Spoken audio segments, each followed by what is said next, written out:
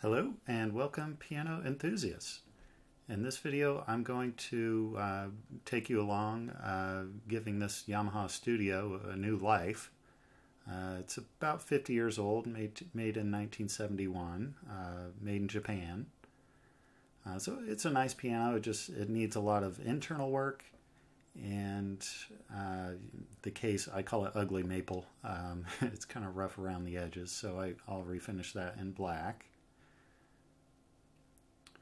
So yeah, as I take it apart, I'll kind of mark everything. Right now I'm marking the hinge, where's the treble side, so I put a T at the top.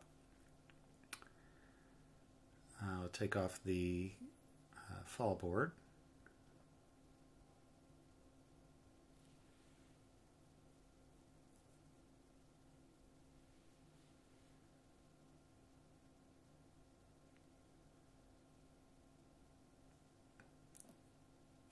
And the goal is to take it apart enough so when I spray the new finish, it's easier to get a better result.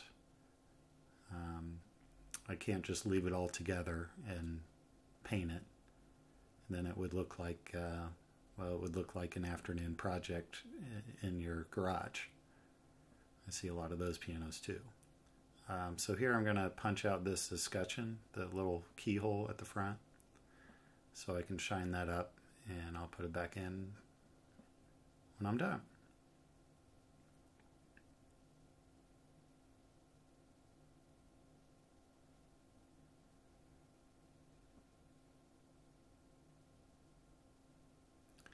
Take out the cheek blocks, mark those.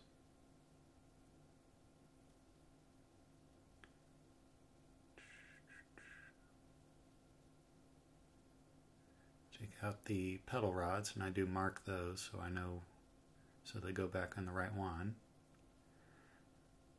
Now this is the key upstop rail, and I've soaked it with just some soapy water, and the felt just comes off real easy, and I just scrape away the rest of it.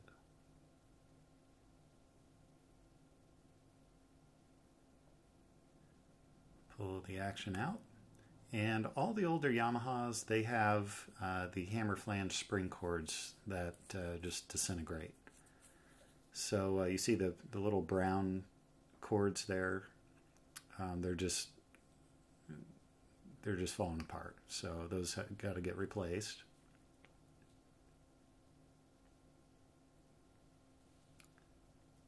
I'll pull the keys out.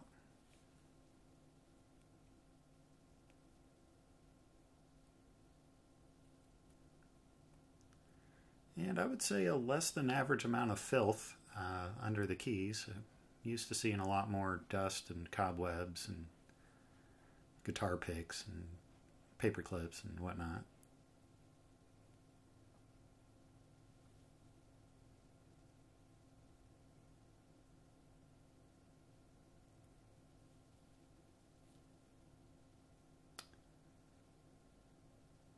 So I'll take it off the dolly, and I'll put it on its back.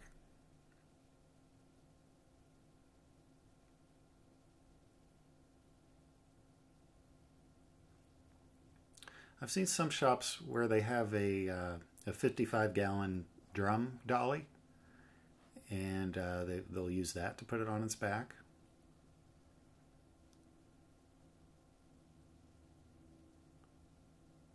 Take the bottom board off. And then I'll take the whole key bed off because it just slides right out.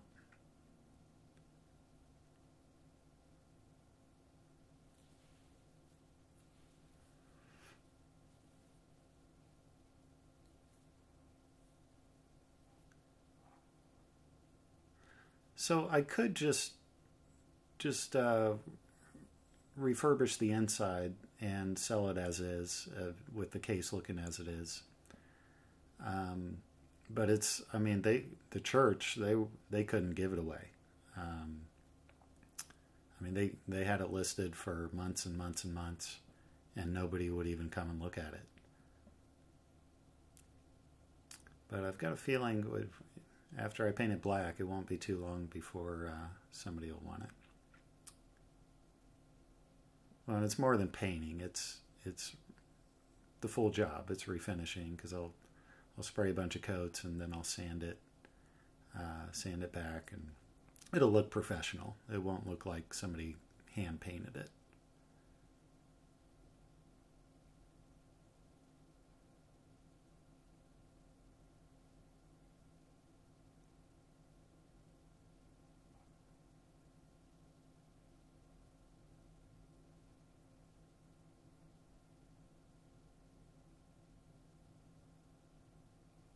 So all the dents and dings and missing veneer I'll fill with this. It's basically Bondo for wood. It's a two-part polyester. Yeah, you just spread it on and wait a few minutes till it's cured and sand it away.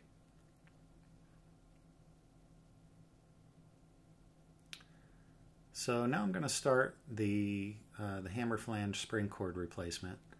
And I've probably done, I don't know, 200 sets of these, and I always used to just replace the flanges. They've gotten so expensive, and you used to be able to buy them from Yamaha for like $40-some a set, and then plus shipping. But now you have to pay $100-something a set plus shipping. So this is, I think, only the fourth or fifth one that I've just replaced the cords and not the whole flange. And it actually, I was able to look at the video, and it took 2 hours and 45 minutes to replace all the cords, just the cords. So it usually takes me about 3 hours to replace the flanges. So about the same time, and I save $100.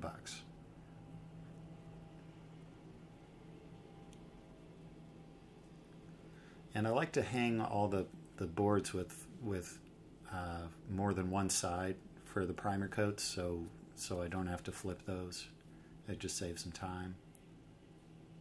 I don't have to wait for one side to dry before I can flip it over and spray the other side.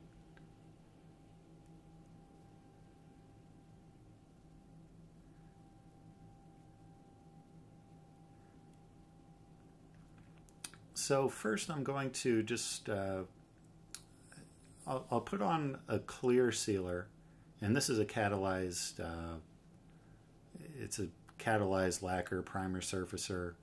It's the same stuff as the black, but I ordered it in clear so I could see, because I'll do black coats after this, but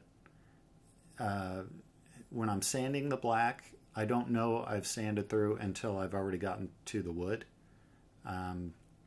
So this way I'll have just a little bit of barrier, so in case I do sand through the black,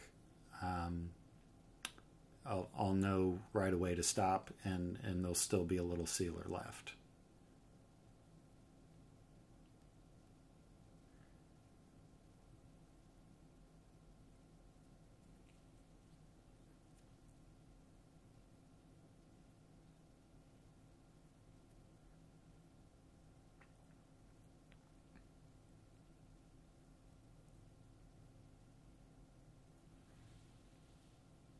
And I've got fans in this room. I've got exhaust fans. You can't see them right now, but they pull the fumes away and the overspray. There you can see the filters.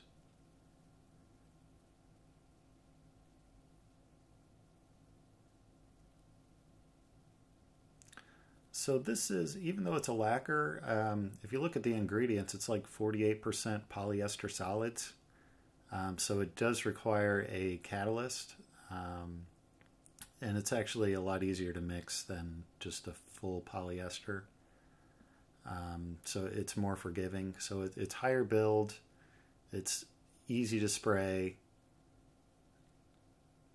and you can spray it pretty thick without it running on a vertical surface, and it sands real easy. So this is just the base coat, the primer coat. And I'll usually do 3 or 4 coats. I'll do a couple coats like 45 minutes apart.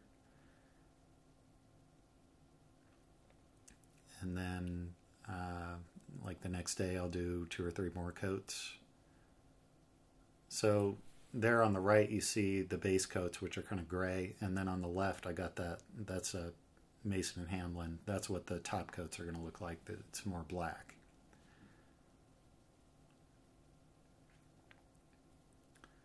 Okay, back to the spring cords as those pieces are drying. So I just use a higher strength fishing line, which a lot of people use.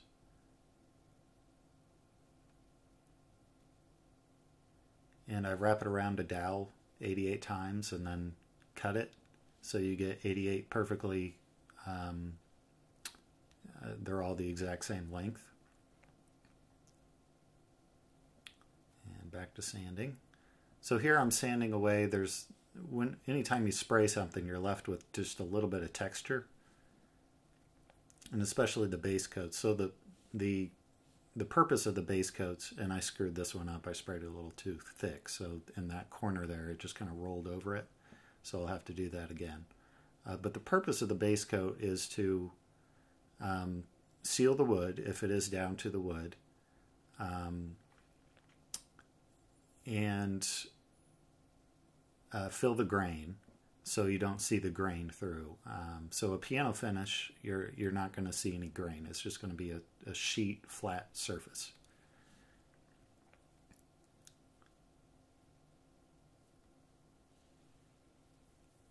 And then I like to use a catalyzed primer.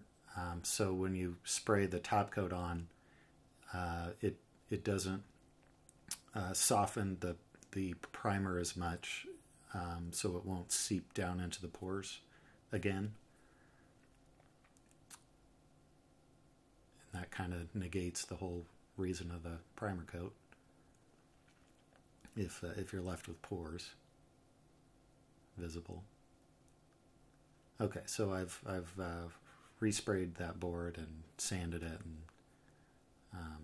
sprayed it again.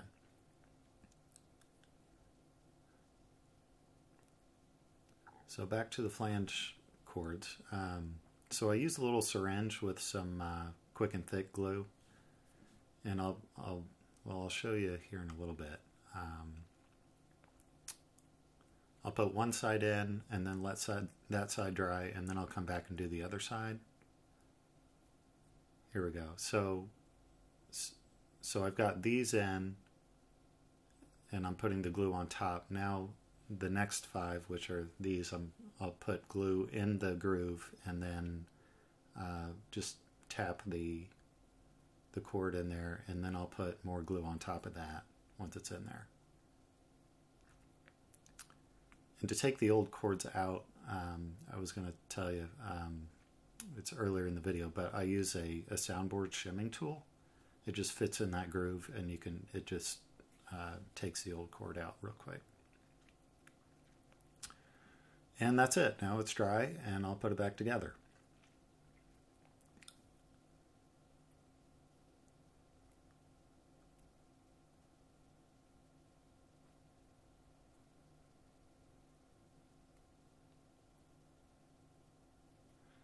So there's another advantage in my mind to doing it this way, because I don't have to take the bridle strap off. So when I used to take all the bridle straps off, and those little red, you see the red tabs toward the bottom of the action, those would just flake off. And half of them would flake off and half of them wouldn't, and it would just look really bad. So using this method, you don't have to take those off. So it keeps those intact. And not to mention, you don't have to try to screw the 88 of those hammer flange screws in the aluminum rail, and it's getting those to line up, go straight in is difficult. So I'm just checking out the key bushings. I didn't think they needed to be replaced. The front key bushings weren't actually were pretty good. The balance rail were a little worn, but I have a solution that I put on the felt that kind of swells the felt, and you saw me put those little brass cauls, those brass pieces in, so it'll size the felt to the correct size. Now I'm just shining up the lock plates. That's what they look like before, and all the screws and the escutcheons. I think there's two.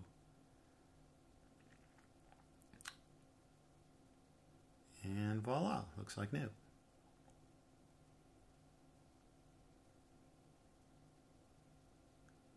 This is a deburring wheel. It might be equivalent to 320 grit.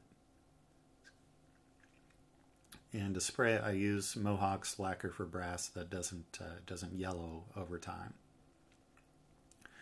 And now that the top coats are dry, I'm going to start the arduous task of sanding it all back. Sanding away the orange peel, that texture when you spray it.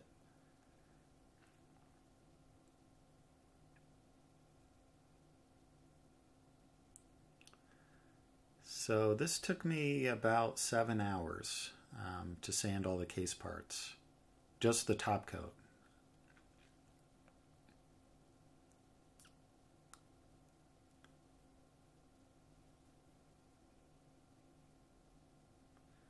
And it's work. It's not, some parts of being a piano technician are not glamorous.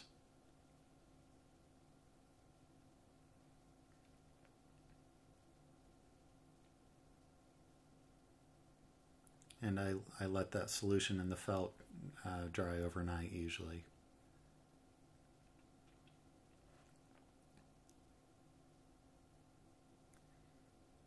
And I've sprayed all the finish that I'm going to, so I'll start to put it back together.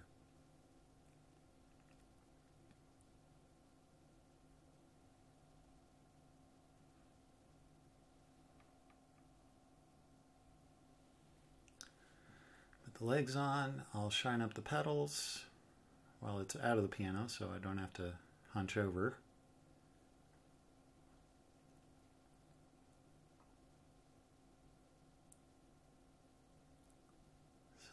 Nice and shiny again, look like new. And that's what they used to look like. And I'll cut some new felts. I decided to go with maroon felts on this one. Red felts just look a little tacky nowadays. I don't know if they're, well, I think new Yamahas, they use the maroon felts. I think it just looks more classy with the maroon felt.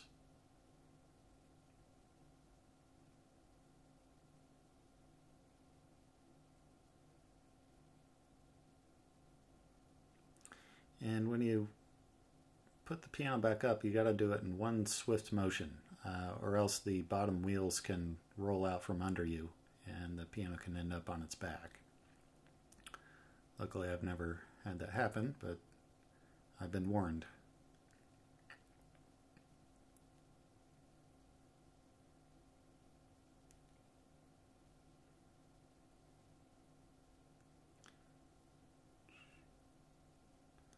I'll just blast out some more of the dust that I didn't get before I took it apart.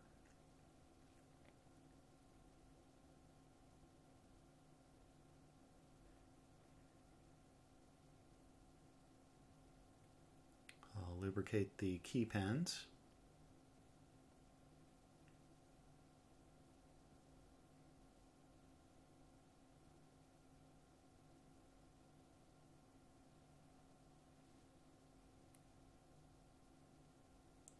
Put the keys back on. And here's where the real, besides the replacing the cords, hammer flange spring cords, here's where the real work on the inside begins. So now I'm just spacing the hammers to the strings,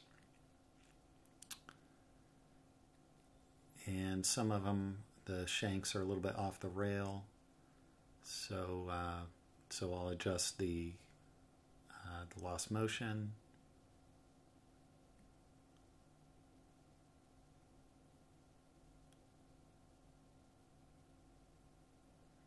And then a lot, well, not a lot, but quite a few of the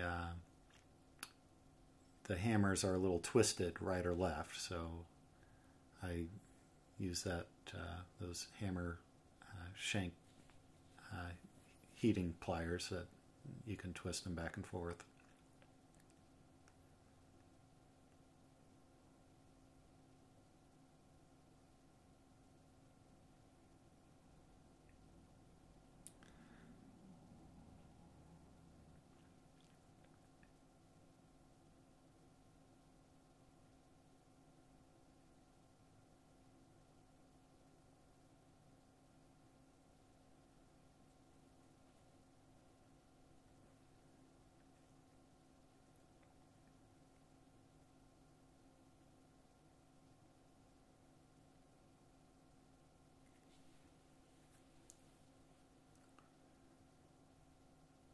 And I'll clean the sides of the keys and the tops of the keys, and I'll start to level the keys. So I'll set the ends, and you'll notice it toward where you play more, the keys dip down a little bit, and they're kind of wonky. They're tipped to one side or the other. So I've got to fix that. So first I will level the white keys so they're all in a straight line, and square them so they're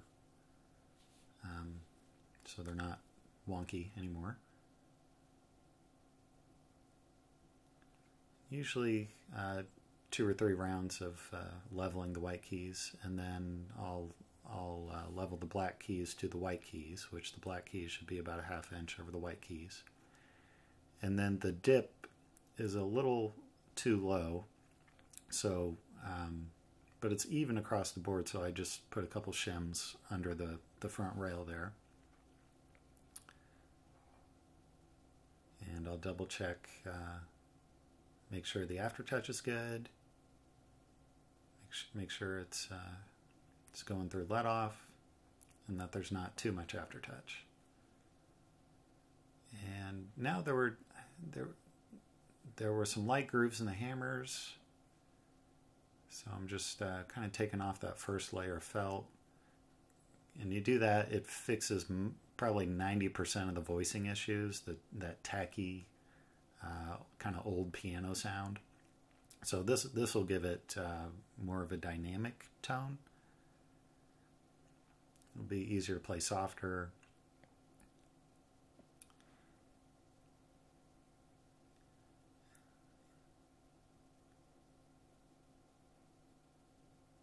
So I start with a coarser grit and do a finer grit just to even them out. And then I'll set let off. Most of them were right where they needed to be. Some of them were a little off, so I changed those.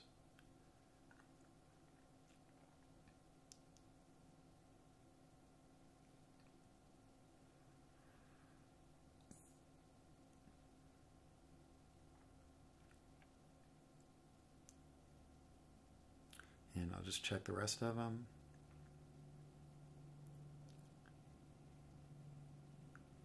And I'll tune the piano. I'll put the pedal rods back in.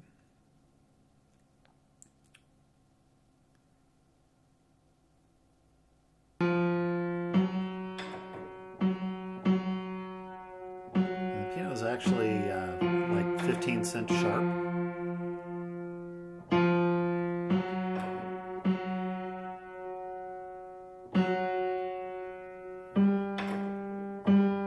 So like I said, there are no cracks in the soundboard, but that doesn't always mean I'll tune the rest of the piano.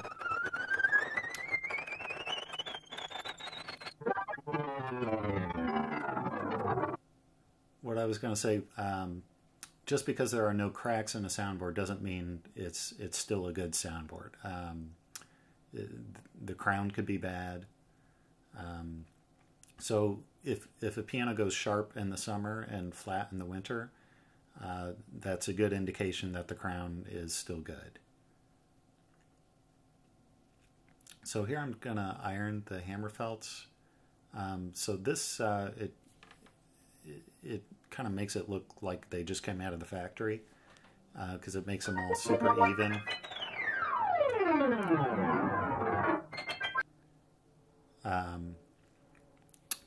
And when you file the hammers, it kind of fluffs up the felt, so it just makes them all smooth. So anything I can do to make them look as good as they can, and that took maybe 3 minutes. So put on the new upstop felt, put the escutcheon back in the key slip, just shining up some of the hinges.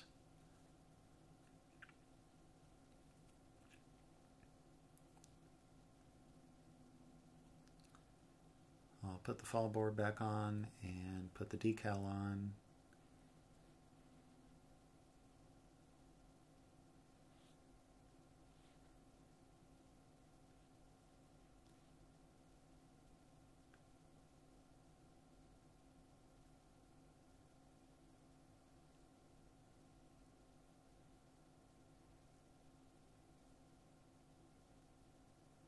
And it's starting to look like a new piano.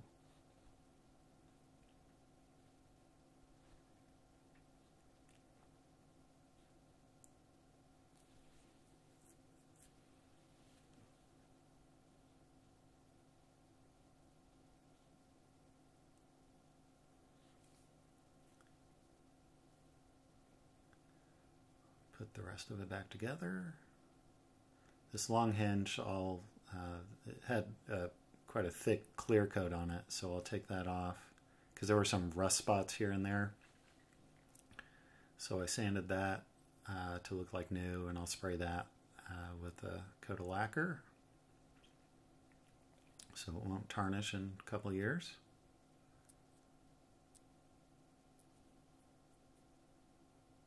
And it's really starting to look sleek. And I'll take a few minutes to just clean up my mess. Whenever I get toward an end of a project, I tend to just throw things around and just focus on getting it done.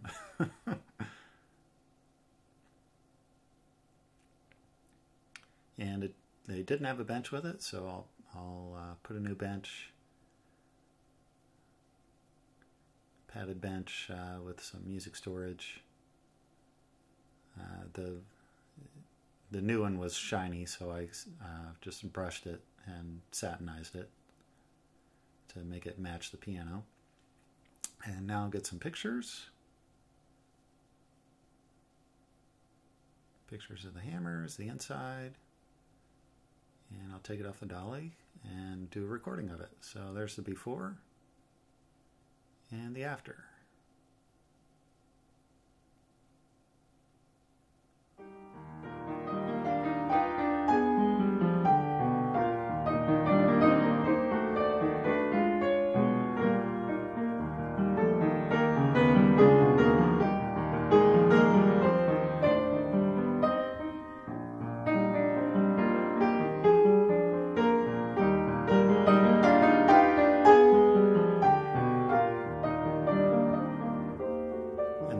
Bass has still got that growl to it, so the piano's still got quite a bit of life left to it.